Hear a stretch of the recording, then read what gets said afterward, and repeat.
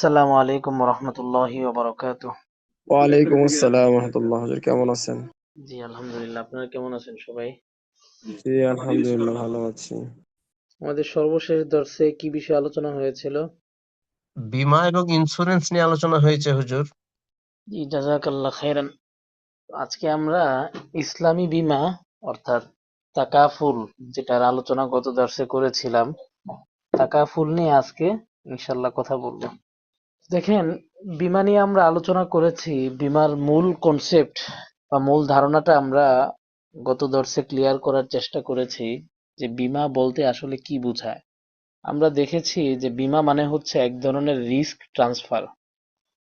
এখানে যারা গ্রাহক তারা মাসে মাসে প্রিমিয়াম জমা দিবেন, এর বিপরীতে বীমা কোম্পানি তাকে এক ধরনের নিশ্চয়তা দিবেন তার সম্পদ কিংবা তার জীবন, তার সুস্থতা, কোনো কারণে যদি তার সম্পদ ক্ষতিগ্রস্ত হয়, সে অসুস্থ হয়ে যায়, ব্যবসা ক্ষতিগ্রস্ত হয়, মাল সামানা যদি এমন হয় কোনো কারণে ক্ষতিগ্রস্ত হয়, তাহলে বীমা কোম্পানি তাকে একটা নিশ্চয়তা দিবে আর্থিক ক্ষতিপূরণের। তা আমাদের দেখা যায় ব্যক্তিগত জীবনে, ব্যবসায়িক জীবনে কিংবা আমাদের আর্থিক জীবনে আমরা অনেক সময় অনেক ধরনের সমস্যার সম্মুখীন হই, অনেক বড় ধরনের রিস্ক কিংবা ঝুঁকির মধ্যে পড়ে যাই। বিশেষ করে মনে করেন ব্যবসায়ীদের জীবনে, আমি বলেছিলাম গত ক্লাসে যে একজন ব্যবসায়ী কোটি কোটি টাকার মাল সামানা বিদেশ থেকে দেশে আনান, আর কোনো কারণে যদি এমন হয় জাহাজ ডুবে যায়, বিমান ক্র্যাশ করে, আগুন লেগে যায়, তার মাল সামানাগুলো পুড়ে যায়, এবং এটার যদি কোনো অল্টারনেটিভ কোনো বিকল্প না থাকে, তাহলে যেটা হবে সেটা হচ্ছে ওই ব্যবসায়ী একদম পথে বসে পড়বে, ভিক্ষুক হয়ে যাবে সে। মানে সে আর কখনো এটা রিকভার করতে পারবে না, ঘুরে দাঁড়াতে পারবে না। তো এটা যে কারো জীবনে, যে কোনো ব্যবসায়ীর জীবনে যে কোনো সময় এটা ঘটতে পারে। এরপরে দেখেন সুস্থতা অসুস্থতার বিষয়। বাংলাদেশের অনেকে মধ্যম আয়ের মানুষ, যে কোনো দেশেই মধ্যম আয় নিম্ন আয়ের মানুষজন থাকেন। তো হঠাৎ করে একটা বড় ধরনের রোগ কিংবা অসুস্থতা হইলে সেটা রিকভার করা, চিকিৎসা করা, এটাও দেখা যায় কঠিন হয়ে পড়ে। তো যদি বীমা করা থাকে, বীমা কোম্পানিতে প্রিমিয়াম জমা দেওয়া থাকে, রেগুলার আপনি কাস্টমার বীমা কোম্পানির, প্রিমিয়াম জমা দেন, তাহলে কোম্পানি যেটা করবে সেটা হচ্ছে ওই যে আপনি যখন অসুস্থ হবেন সে আপনার দায়িত্ব গ্রহণ করবে। তা আমরা গত ক্লাসে বলেছিলাম বীমা কয় প্রকার, মনে আছে কারো? আমরা গত ক্লাসে আলোচনা করেছিলাম যে বীমা মূলত দুই প্রকারের হয়ে থাকে। একটাকে বলা হয় সাধারণ বীমা, আর একটাকে বলা হয় আপনার জীবন বীমা। এর মধ্যে সাধারণ বীমা হয় যে কোনো বস্তু, যে কোনো আপনার জিনিস, বস্তু বা সম্পদ, অ্যাসেট, সম্পত্তি, এগুলোর বিপরীতে যেই বীমাটা করা হয়, কিংবা সুস্থতা অসুস্থতার যে বীমাগুলো, যেগুলোকে আপনার হেলথ ইন্স্যুরেন্স বলে, এই জাতীয় যে বীমাগুলো আছে এগুলোকে মূলত সাধারণ বীমা বলে। এই সাধারণ বীমা অনেক সময় বাধ্যবাধকতা থাকে। খেয়াল করবেন, সাধারণ বীমা অনেক সময় বাধ্যবাধকতা থাকে। যেমন আপনি যদি একটা হুন্ডা কিনেন, তাহলে গভর্নমেন্টের পক্ষ থেকে আপনাকে একটা ইন্স্যুরেন্স করতে হবে, একটা বাধ্যবাধকতা আছে। এবং যে কোনো সময় আপনাকে ট্রাফিক কিংবা পুলিশের সামনে এই ইন্স্যুরেন্স কাগজ দেখাতে হবে, এটা আপনি বাধ্য। ঠিক তেমনি ভাবে আপনি যখন কোনো ব্যবসা করবেন, যখন কোনো কোম্পানি দিবেন, যখন কোনো ফ্যাক্টরি করবেন, এইসব ক্ষেত্রেও বৈদেশিক লেনদেন করবেন, এইসব ক্ষেত্রেও আপনাকে আপনার ইন্স্যুরেন্স করতে হবে, এটা বাধ্যতামূলক। এটা করতেই হয় এবং এটার পেপার আপনার সংরক্ষণ করতে হবে, এটা সরকারিভাবে বাধ্যতামূলক। আরেকটা হচ্ছে আপনার জীবন বীমা। জীবন বীমাটা এটা বাধ্যতামূলক না, এটা মানুষ নিজের লাইফ বা জীবনের সেফটির জন্য, নিরাপত্তার জন্য, আর্থিক সঞ্চয়ের জন্য বা ভবিষ্যতের ওয়ারিশদের কথা চিন্তা করে অনেক সময় জীবন বীমা করে থাকে। তো জীবন বীমা যদি করে কেউ, এটা বাধ্যতামূলক না, বাট কেউ চাইলে এটা করতে পারে। তো কেউ যদি জীবন বীমায় প্রিমিয়াম জমা দেয়, কন্টিনিউ করে, একটা দীর্ঘমেয়াদ পর্যন্ত এটাকে সে চালিয়ে নেয়, পরে দেখা যায় বেশ ভালো অংশের একটা লাভ বা লভ্যাংশ সে পেয়ে যায়। এই যে সাধারণ বীমা কিংবা জীবন বীমা, এটা কি বৈধ? কি বলেছিলাম আমরা, মনে আছে কারো? বৈধ নয় হুজুর। কি কি কারণে বৈধ না? ওখানে সুদ, গরার, কিমার এসবগুলো থাকে। মাশাআল্লাহ। সুদ থাকে কিভাবে সেটা আমরা বুঝতে পারি যে এখানে বেশি দেওয়া হয়। আপনি যা জমা দিবেন তার চেয়ে বেশি পাবেন আপনি। আপনি প্রিমিয়াম জমা দিয়েছেন 1 লাখ টাকা। আপনার যদি ক্ষতি হয় 5 লাখ টাকার, বীমা কোম্পানি আপনাকে 5 লাখ টাকা দিবে। এই যে 4 লাখ টাকা দিচ্ছে এটা তো অতিরিক্ত। গারার মানে আমরা বলেছিলাম গারার কিমার কাছাকাছি অর্থে। গারার এক ধরনের ধোঁকা প্রতারণা থাকে এখানে। আপনি কতটুকু পাবেন এটা নিশ্চিত না। কিমার, কিমার মানে এক ধরনের জুয়া। মানে টাকা এখানে আপনি খাটিয়েছেন, বাট এই টাকার বিপরীতে আপনি গেইনার হতে পারেন, আবার লুজার হতে পারেন। এমনও হতে পারে যে আপনি এখানে লাখ লাখ টাকা প্রিমিয়াম দিয়েছেন, বাট এখান থেকে আপনি কিছুই পান নাই। কারণ বীমা কোম্পানি থেকে কিছু পাওয়ার জন্য শর্ত হচ্ছে ক্ষতিগ্রস্ত হওয়া। আপনি ক্ষতিগ্রস্ত হননি, আপনি পাননি। তো এরকম অনেকেই আছে আবার, আপনি দিয়েছেন 3 লাখ টাকা প্রিমিয়াম, আপনি কিছুই পান নাই। আবার অনেকে 50,000 টাকা প্রিমিয়াম দিয়েছে, সে কোনো ক্ষতিগ্রস্ত হয়েছে, সে একটা বড় লভ্যাংশ পেয়ে গেছে।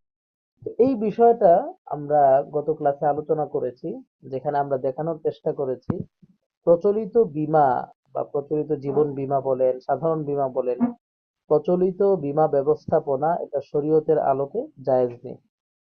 এখন বিষয়টা হচ্ছে যে বীমা শরীয়তের আলোকে জায়েজ নেই, বিষয়টা আমরা বুঝতে পারলাম। কিন্তু বীমার যে মূল চিন্তাটা রিস্ক ট্রান্সফার বা ঝুঁকি হস্তান্তর করা বা ঝুঁকিটাকে মিনিমাইজ করা, ঝুঁকিটাকে কমানোর চেষ্টা করা, তো এই যে মূল চিন্তাটা এটা শরীয়তের আলোকে বৈধ কিনা। মূল চিন্তাটা কেমন? যেমন আপনি কোনো কাজ করতেছেন, আমি আপনাকে বললাম যে ভাই ঠিক আছে কাজটা করেন, কোনো সমস্যা হলে আমি দেখবো, আমি আপনার দায়িত্ব নিলাম। এই যে কেউ কোনো কাজ করতে গেলে বা কেউ কোনো কাজের সম্মুখীন হলে, বড় কোনো লেনদেন করতে গেলে তৃতীয় পক্ষ তার দায়িত্ব গ্রহণ করা, তাকে আশ্বস্ত করা বা সহযোগিতার একটা আশ্বাস দেওয়া, তাআউন যেটাকে বলি আমরা, এটা শরীয়তে অবৈধ না। শরীয়তে এটা জায়েজ। কোনো তৃতীয় পক্ষ কাউকে আশ্বস্ত করবে বা আর্থিক সহযোগিতার প্রতিশ্রুতি দিবে, এটা শরীয়তে জায়েজ। বাট বীমা কোম্পানিতে সমস্যাটা কি? এটার ইসলামী বিকল্প কিভাবে হতে পারে? আমরা দেখলাম এখানে যতটুকু বৈধতা আমরা পাই সেটা হচ্ছে তাআউন বা সহযোগিতা। এখানে সহযোগিতা করা যাবে। যেমন আপনি একটা ক্ষতিগ্রস্ত হলেন, আমি আপনাকে সহযোগিতা করলাম, এটা জায়েজ। এখানে বীমা কোম্পানিতে আবার যেটা হচ্ছে সেটা হচ্ছে সহযোগিতা হচ্ছে, কিন্তু এখানে আপনার এটাকে একটা ব্যবসায়িক মডিউল দেওয়া হয়েছে। এখানে সহযোগিতা পাইতে হলে সবাইকে টাকা দিতে হবে, তাহলে সহযোগিতা পাবে। এটা তো জায়েজ নেই। সহযোগিতা করা হবে নিঃশর্ত ভাবে, এখানে টাকা দিয়ে এরপরে সহযোগিতা, এটা তো সহযোগিতা না, এটা একটা ব্যবসায়িক চিন্তা। 10 জন টাকা দিবে, 2 জন ক্ষতিগ্রস্ত হলে 2 জনকে আমরা হেল্প করব, বাকি টাকাটা আমাদের লাভ হবে। এই ধরনের ব্যবসায়িক চিন্তার বাইরে গিয়ে কেউ যদি এরকম কোনো মডিউল দাঁড় করাতে পারে যেখানে নিছক সহযোগিতাই উদ্দেশ্য হবে, সেটা ইসলামী শরীয়তে বৈধ। এখন স্বাভাবিকভাবেই আপনার বীমার প্রয়োজনীয়তা আছে, পুরো বিশ্বেই বীমার প্রয়োজনীয়তা আছে। একটা সময় ছিল আপনার আন্তর্জাতিক লেনদেনগুলো কম ছিল, ইন্টারন্যাশনাল লেনদেন, এক দেশ থেকে আরেক দেশে পণ্য আমদানি, এটার পরিমাণ কম ছিল। কিন্তু এখন গ্লোবালি চেনটা এরকম হয়েছে, আপনার সারা বিশ্বের এক দেশের সঙ্গে আরেক দেশের লেনদেন হচ্ছে, দেশের ভিতরে বহু লেনদেন হচ্ছে। তো বড় বড় ব্যবসায়িক কার্যক্রম, ব্যবসায়িক পলিসি এখন দুনিয়াতে চলমান। তো ঝুঁকি, যত বড় বড় ব্যবসা হচ্ছে, কোম্পানি হচ্ছে, ফ্যাক্টরি হচ্ছে, তত ঝুঁকি দিন দিন বৃদ্ধি পাচ্ছে। মানুষের রোগ বেরোগ এগুলো বৃদ্ধি পাচ্ছে, রোগ বা চিকিৎসার খরচও বৃদ্ধি পাচ্ছে। এরকম নানা জায়গায় যদি আমরা ফোকাস করি, আমরা দেখব যে আসলে সহযোগিতার প্রয়োজন আছে। একটা মানুষ জীবনে যে কোনো ক্ষেত্রে তার সহযোগিতার প্রয়োজনীয়তা তৈরি হতে পারে। এখন দেখেন, সহযোগিতা পাওয়ার একটা মাধ্যম তো এটা যে আমি বিপদে পড়লাম, বিপদে পড়ে মানুষের কাছে চাইলাম। এটা কি কোনো প্রতিষ্ঠিত পদ্ধতি বলেন? আমরা বিপদে পড়ে মানুষের কাছে হাত পাতবো, না।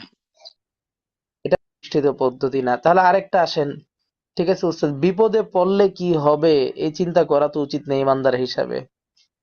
তো কেন? কারণ এটা তো তাওয়াক্কুলের খেলাফ, ভবিষ্যতে বিপদ হতে পারে, নাও হতে পারে। দেখেন, এটা আসলে তাওয়াক্কুলের খেলাফ না। কোরআনুল কারীম আল্লাহ রাব্বুল আলামিন বিভিন্ন জায়গায় বলেছেন, সতর্ক থাকতে বলেছেন। আয়াতটা আমার ঠিক মনে নেই, আল্লাহ রাব্বুল আলামিন সতর্ক, সচেতন থাকতে বলেছেন। সতর্ক থাকা, ভবিষ্যতের জন্য নিরাপদ কোনো মাধ্যম উপায় অবলম্বন করা, এটা শরীয়তে নিষিদ্ধ নয়। যেমন আপনার জিহাদের জন্য প্রশিক্ষণ নিতে হয় না, জি প্রশিক্ষণ নিতে হয়। জিহাদ কবে হবে এটা কি আমরা জানি? জি না এটা জানি। অস্ত্র শস্ত্র কিনে রাখতে হয়, সামরিক শক্তি অর্জন করতে হয়। কোরআনুল কারিমে মির রিবাতিল খাইল তুরহিবুনা বিহি আদু আল্লাহ, জায়গায় জায়গায় আল্লাহ প্রস্তুতি নিতে বলেছেন, প্রশিক্ষণ নিতে বলেছেন। অথচ জিহাদ কখন কোথায় হবে এটা নির্দিষ্ট না। এটা কেন? এটা হচ্ছে সেফটি, নিরাপত্তা। তো বীমার বিষয়টাকে আমরা ওইভাবে চিন্তা করতে পারি, এটা আহ আহ সেফটি, এটা একটা নিরাপত্তার জন্য।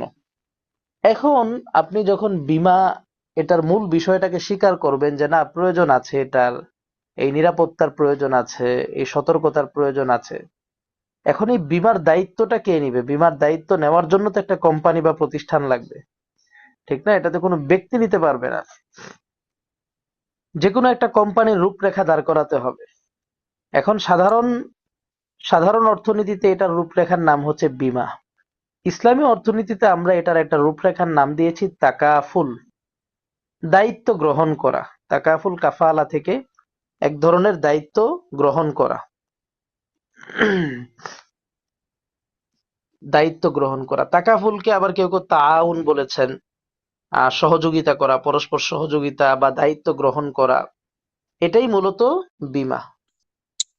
তো তাকাফুল বলা হয় আপনার মূলত পারিভাষিক অর্থে যদি আমরা চিন্তা করি, আমি আপনাদেরকে বীমা এবং তাকাফুলের শীট দিয়ে দিব, শীটের কাজটা করতে একটু সময় লাগতেছে, দিয়ে দিব ইনশাল্লাহ। তাকাফুল বা বীমা বলা হয় আপনার, বা ইসলামী বীমা যেটা, এটার অর্থ হচ্ছে একটা শরীয়ত সম্মত বীমা বা ঝুঁকি স্থানান্তর ব্যবস্থাপনা, যেখানে অংশগ্রহণকারীরা পারস্পরিক সহযোগিতার ভিত্তিতে ঝুঁকি ভাগাভাগি করবে।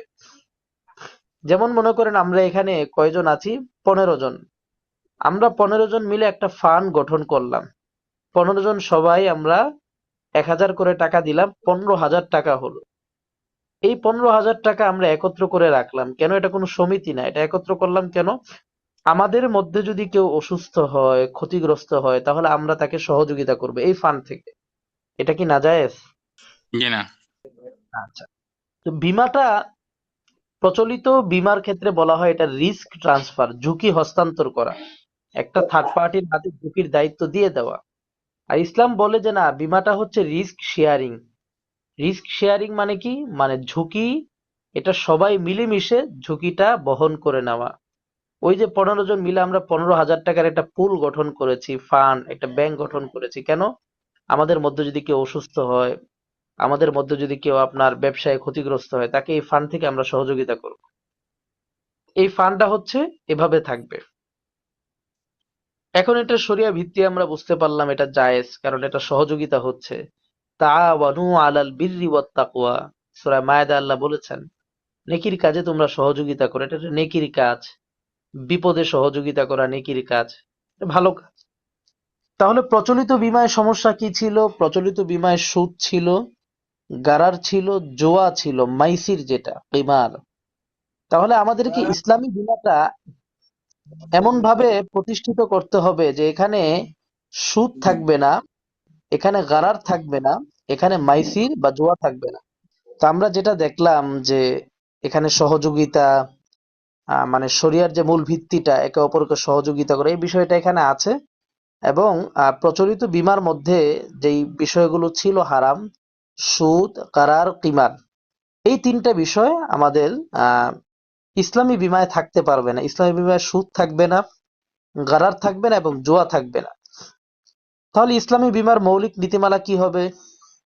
ইসলামী বীমার মৌলিক নীতিমালাই হবে আপনার তাবাররু বা সহযোগিতা বা তাআউন বা দান, এবং এটা স্বচ্ছতার নীতিতে স্বচ্ছভাবে লাভ ক্ষতি সবকিছু বিবেচনা করে এটা আপনার একটা বীমা ফান্ড গঠন করা হবে। এই ফান্ডটা পরিচালনা করবে একটা কোম্পানি, যেটাকে আমরা তাকাফুল বলবো। এই ফান্ডে আপনার যারা গ্রাহক, প্রত্যেকেই ফান্ডের একজন আপনার হোল্ডার, আর প্রত্যেকে এখানে একজন সহযোগিতাকারী। প্রত্যেকে এই নিয়তে এই ফান্ডে টাকা দিবে, যে আমাদের মধ্যে মনে করেন 10 জন এই ফান্ডে টাকা দিল, তো 10 জন এই নিয়তে দিবে যে আমাদের মধ্যে যদি কেউ ক্ষতিগ্রস্ত হয়, তাহলে তাকে এই ফান্ড থেকে সহযোগিতা করা হবে। এখন দেখেন, এখানে দুই ভাবে হতে পারে চিন্তাটা। একটা হচ্ছে আপনার আহ এখানে আমরা সবাই টাকা দিলাম সহযোগিতার নিয়তে, আমাদের মধ্যে কেউ ক্ষতিগ্রস্ত হলে এখান থেকে সহযোগিতা করা হবে। আর আরেকটা হচ্ছে এটাকে একটু ব্যবসায়িক মডিউল দেওয়া, যে আমরা প্রত্যেকে এখানে 100 টাকা দিব, এর মধ্যে 10 টাকা আমাদের থাকবে সহযোগিতা, বাকি 90 টাকা আমরা দিব মুদারাবার ভিত্তিতে। এটা বুঝতে পারছেন এখন যেটা বললাম? জি। জি জি এটা হুজুর। বুঝতে পারছেন? এখন কোনটা বেশি ফায়দাজনক হয় বলেন তো? মুদারাবা ভিত্তিতে যেটা। হ্যাঁ, মুদারাবা ভিত্তিতে যখন আমরা দিব তখন কি প্রত্যেক হোল্ডার বা এখানে যারা প্রিমিয়াম দিচ্ছেন, বীমার যারা গ্রাহক, তারা তাদের টাকার বিপরীতে একটা লভ্যাংশও পেলেন। আবার এখান থেকে একটা অংশ সহযোগিতার জন্য রাখা হলো, কেউ ক্ষতিগ্রস্ত হলে তাকে এখান থেকে ক্ষতিপূরণ দেওয়াও সম্ভব হলো। এবং সবার এখানে সম্মতি থাকবে যে আমাদের মধ্যে যেই ক্ষতিগ্রস্ত হবে তাকে এই ফান্ড থেকে সহযোগিতা করা হবে।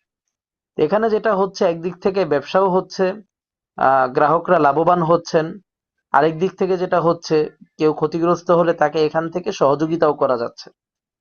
এখানে যে বিষয়টা, একটা বীমা কোম্পানি টাকা নিয়ে সে টাকাটা কি করবে? এই টাকাটা খাটাইতে হবে তার। টাকা তো রেখে দেওয়ার জিনিস না, এটার ভ্যালু কমবে, এটা খাটাইতে হবে ব্যবসা। বীমা কোম্পানি অবশ্যই এটা কোনো বৈধ ব্যবসায় বিনিয়োগ করবে। এই টাকাটা যদি সুদী ব্যাংকে রাখে এবং সুদ আসে, তাহলে কি জায়েজ হবে? না। জি না। বীমা কোম্পানিগুলো দেখা যায় তাদের টাকাগুলো সুদী ব্যাংকে রেখে দেয় অনেক ক্ষেত্রে, বা কেউ ইসলামী ব্যাংকে রাখে। তো তাকাফুলের ক্ষেত্রে চেষ্টা তো এটাই করা উচিত, যেটা কোনো বৈধ উপায়ে বিনিয়োগ করবে যেন লাভ বেশি হয়, তবে অবশ্যই নিরাপত্তার সাথে। যদি বৈধ উপায়ে বিনিয়োগ করা সম্ভব না হয়, কোথাও রিস্ক কিংবা ঝুঁকি থাকে, সেক্ষেত্রে ইসলামী শরিয়ত সম্মতভাবে পরিচালিত হয় এমন কোনো ব্যাংকে রাখবে। আর যেই ব্যাংক মোটামুটি নিরাপদ, হালাল হারামের দৃষ্টিকোণ থেকে নিরাপদ, সব দিক থেকে নিরাপদ, এমন কোনো ব্যাংকে রাখবে। সুদী ব্যাংকে রাখবে না, কারণ সুদী ব্যাংকে রাখলে যেই লাও সেই কুদ। ওই সাধারণ বীমার টাকাও সুদী ব্যাংকে রাখে, আমরা তাকাফুলের টাকাও সুদী ব্যাংকে রাখলাম, এটা জায়েজ নেই। এখন এখানে যদি কোনো গ্রাহক ক্ষতিগ্রস্ত হয়, সেটা অবশ্যই এই তাকাফুল কোম্পানি যাচাই করবে, কারণ এটা একটা সহযোগিতা করার বিষয়। সহযোগিতা করা হচ্ছে, তাকে যাচাই করবে। যাচাই করে যদি ওই মানদণ্ডে সে উত্তীর্ণ হয়, তাহলে তাকে সহযোগিতা করবে, অন্যথায় সহযোগিতা করবে না। এটা যাচাই করে দিতে হবে ক্ষতিপূরণটা। এরপরে দেখেন, সহযোগিতা করার পরে অনেক সময় এমন হতে পারে যে আপনার উদ্ধৃতি থাকতে পারে অনেক টাকা। যেমন এখানে সহযোগিতা ফান্ডে আপনার টাকা জমা হয়েছিল 15,000 টাকা।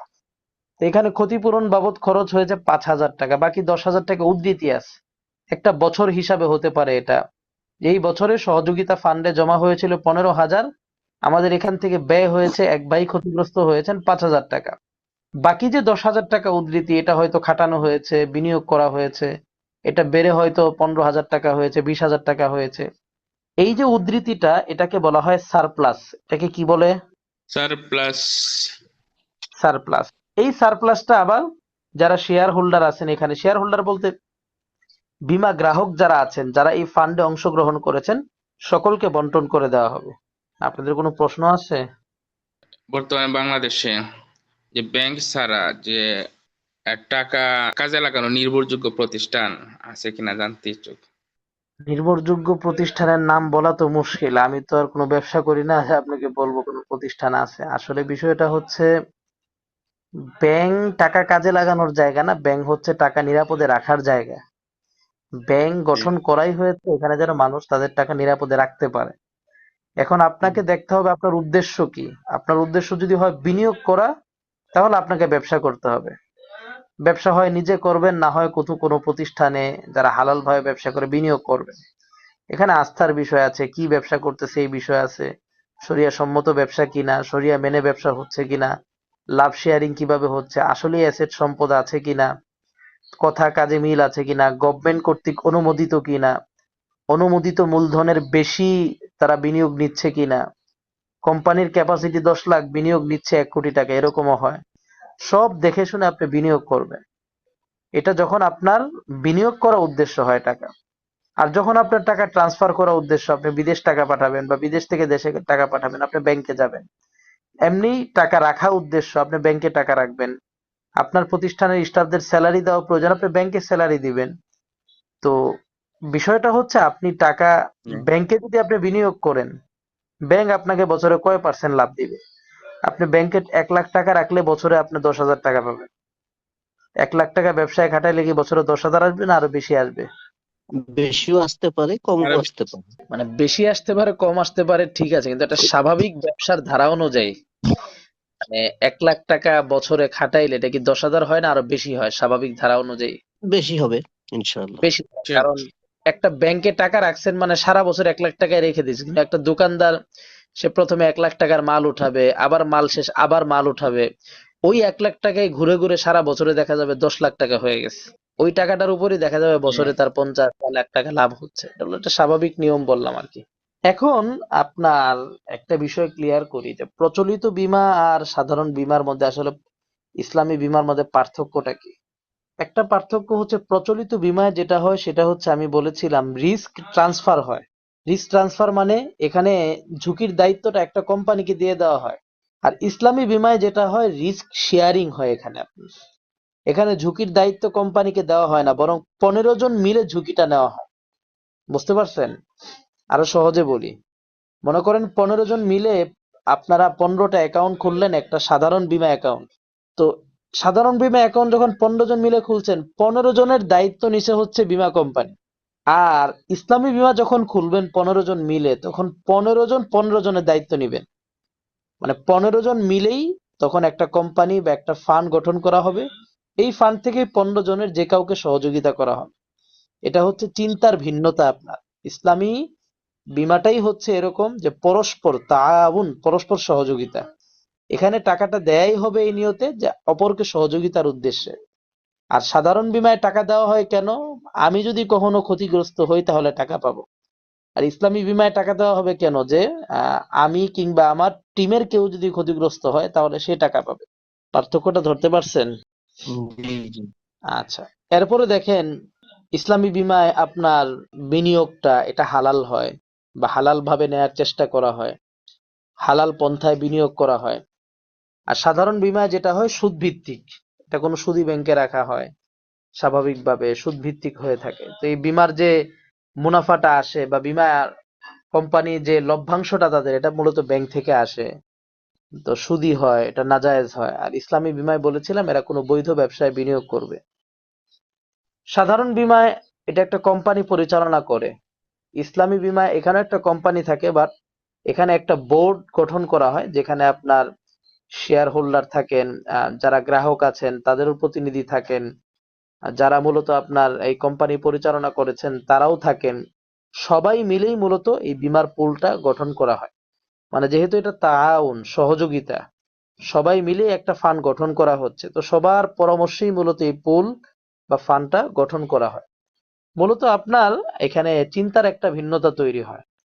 এরপরে দেখেন ইসলামী বীমায় উদ্ধৃতি যেটা দেওয়া হয় বা গ্রাহকদেরকে আপনার যে মুনাফাটা দেওয়া হয়, এটা হয় আপনার একটা মুনাফা বা লভ্যাংশ, ব্যবসার লভ্যাংশ যেরকম। আর সাধারণ বীমায় যে উদ্ধৃতিটা দেওয়া হয় এটা হয় আপনার সুদ, এটা হয় আপনার জুয়া, নাজায়েজ হয়। ইসলামী বীমা এটা আপনার এক ধরনের লভ্যাংশ, এটা কখনো হতেও পারে নাও হতে পারে, যেহেতু মুদারাবা, কখনো লাভ হতে পারে কখনো লাভ নাও হতে পারে।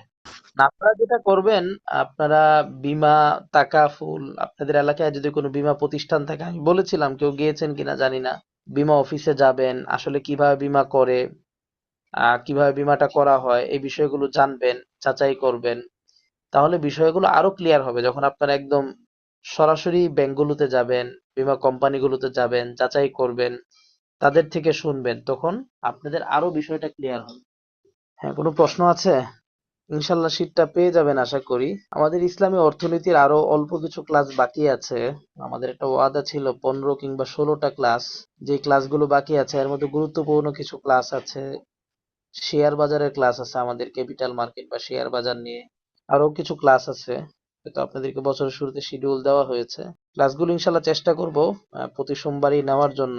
তো আপনাদের কাছে অনুরোধ থাকবে সবাই উপস্থিত থাকবেন এবং ভালোভাবে ক্লাসগুলো শোনার চেষ্টা করবেন। ইনশাআল্লাহ। তো ঠিক আছে, সবাইকে অসংখ্য শুকরিয়া, জাযাকুমুল্লাহ। আসসালামু আলাইকুম ওয়া রাহমাতুল্লাহ। ওয়ালাইকুম আসসালাম।